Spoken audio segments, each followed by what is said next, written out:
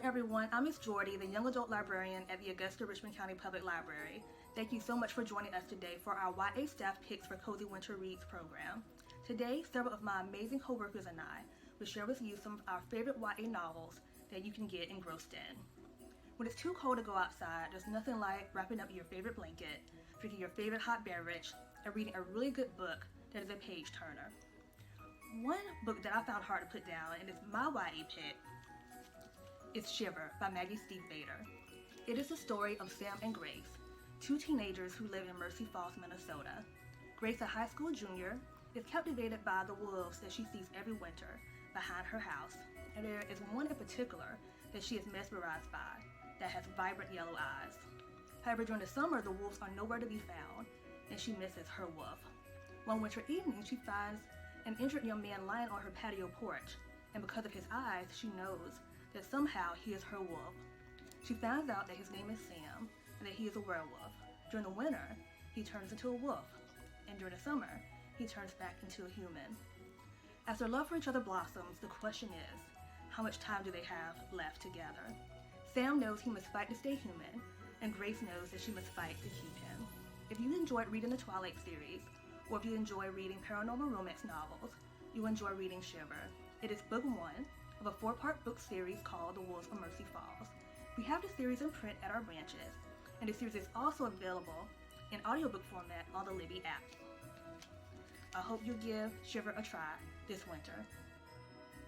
Our next staff pick is The Golden Compass by Philip Pullman, recommended by Miss Regina Lewis, a library assistant in our outreach department. She loves all things YA and is a future librarian, and she is currently in grad school for her Master's in Library and Information Science degree. She says, want a wintry adventure to cozy up to? Read The Golden Compass and follow Lyra on her epic adventure to the far north to rescue the kidnapped children from the gruesome experiments of the Gobblers. The Golden Compass is the first book to the His Dark Materials series by Philip Pullman. In a parallel universe, Lyra Balakwa is a spunky young girl who lives in Oxford, Britain with her demon Pantalaimon. In her world, everyone has a demon who is their life's companion. She spends her days learning the world around her and being a free child. But as she soon learns, dark things are happening in the world around her. Her dear friend Richard is kidnapped and the talk of Gobblers, an organization that has been taking children for their strange experiments for some time now. This new information, along with the imprisonment of her uncle Asriel, starts her on a quest to save and find her friend and uncle to the far north and the northern lights. As she journeys to the place of witches and iron-cladded bears, she learns more about Gobblers, her family origins, and exactly what experiments the Gobblers have been doing. All the while, Lyra doesn't know that she is a destined child, one that must complete a mission that she must be left none the wiser to pursue in order to save the lives of many. Will Lyra save her friend Richard and her uncle Asriel? How does she deal with foretold betrayal in her journey? Read The Golden Compass by Philip Pullman to find out how Lyra will complete her great yet terrible endeavor. This book is available in print and audiobook format for free with your library card and is found in the Augusta-Richmond County Public Library's Young Adult section, on the Libby app, and to patrons with print disabilities on the Braille and Audio Reading Downloads, also known as BARD, website, or mobile app for download. Our next staff pick is recommended by Mrs. Carrie Kerber, our children's librarian. Hi everybody, I'm Carrie. I'm the children's librarian with the Augusta-Richmond County Library, and I'm here today to talk with you about a book that's really good to read when it's winter time and it's cold outside. So my recommendation for this is Murder on the Orient Express by Agatha Christie, and it's one of her novels in her Poirot series. So Poirot is a Belgian detective that Agatha Christie wrote a series about. And the first one in the series is actually The Mysterious Affair at Styles, which is also very good. I love the Poirot novels. But Murder on the Orient Express is the one that is really excellent, and it's one of the ones that is most widely known. So Poirot gets on the Orient Express from Syria to Paris. Now, this here and that might make you think, well, what's this got to do with winter? Well, what happens is while he's on the train with these passengers, it starts to snow, and snow very heavily, and it blocks the tracks. So the train gets stuck on the tracks while the snow has to be dug out. While they're stuck, there's a murder on the train. It's a man who was not a very nice man. He has a dark past, and he's asked Poirot if he would be his bodyguard, but Poirot turns him down. And then he winds up dead on the train. He's been stabbed to death. And now Poirot has to find out who did it amongst this cast of characters on the train. And how they're all connected to the kidnapping of a young girl in the United States named Daisy Armstrong. So they all have a connection to who killed the man. So I'll read to you the synopsis from the book. So, renowned as Agatha Christie's most famous mystery, Murder on the Orient Express was inspired by two real-life crimes and by the author's own experience of being marooned on the fabled luxury train during Christmas of 1931. While en route from Syria to Paris in the middle of a freezing winter's night, the Orient Express is stopped dead in its tracks by a snowdrift. Passengers awake to find the train still stranded and to discover that a wealthy American has been brutally stabbed to death in his private compartment. Incredibly, that compartment is locked from the inside. With no escape into the wintry landscape, the killer must still be on board. Fortunately, the brilliant Belgian inspector Hercule Poirot is also on board, having booked the last available berth. He launches an immediate and urgent investigation into this vexing crime, for which each of the 13 other passengers seem to have a motive. So it seems kind of convenient that all these 13 people would have a motive to kill this guy.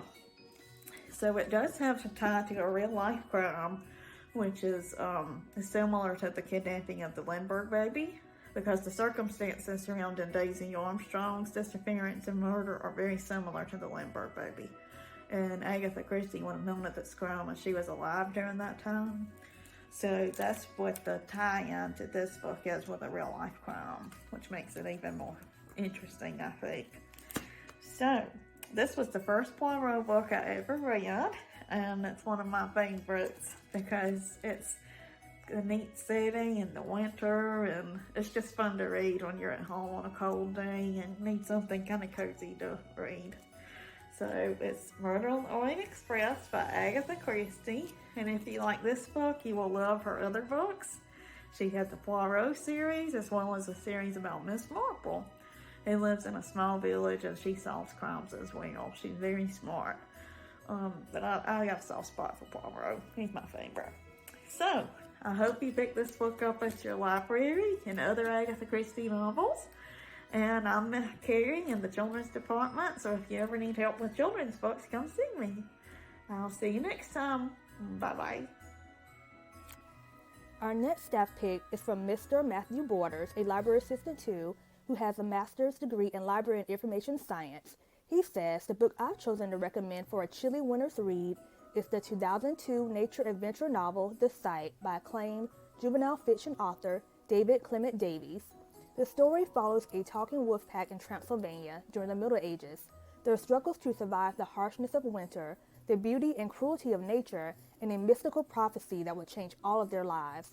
The book features rich world building, and though obviously taking the liberties of what is first and foremost a fantasy novel, an unflinching exploration of the harshness of the lives of wild animals. A perfect read for a cold winter's day, and for any reader, young or old, who enjoys animal stories. Our next staff pick is from Miss Kamisha Bradley, a library associate, who recently graduated with her master's degree in library and information science. Hello everyone, my name is Kamisha Bradley. I'm a library associate at the headquarters Augusta Library, and today I wanted to come and talk about my staff pick, Unearthly by Cynthia Hand. Unearthly by Cynthia Hand is a fantasy young adult novel that follows a 16-year-old girl named Clara who recently found out that she is half angel and has a purpose to serve on Earth. Of course, that purpose is not clear. She goes through a series of different visions where she sees a boy and a fire. Each vision reveals a little bit at a time, so it doesn't really reveal exactly what her purpose is in life. She has to piece each vision together to find out.